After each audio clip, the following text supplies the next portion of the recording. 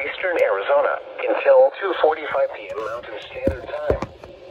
At 1:51 p.m. Mountain Standard Time, a wall of dust was along the line extending from 6 miles southeast of Florence Junction to 12 miles south of Boyce Thompson Arboretum to 9 miles east of Florence to near Coolidge Airport to near Toltec, moving southeast at 5 miles per hour. Hazard, less than a quarter-mile visibility with strong wind in excess of 40 miles per hour. Source, law enforcement. Impact, dangerous life-threatening travel. This includes the following highways: Arizona Interstate 10 between mile markers 188 and 204. Arizona Interstate 8 between mile markers 169 and 178.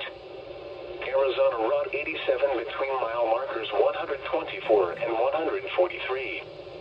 Locations impacted include Casa Grande, Florence, Coolidge, Arizona City, La Palma, Blackwater, Toltec, Arizona, Magma, Randolph, Coolidge Airport, and Valley Farms. Dust storms lead to dangerous driving conditions with visibility reduced to near zero. If driving, avoid dust storms if possible. If caught in one, pull off the road, turn off your lights, and keep your foot off the brake.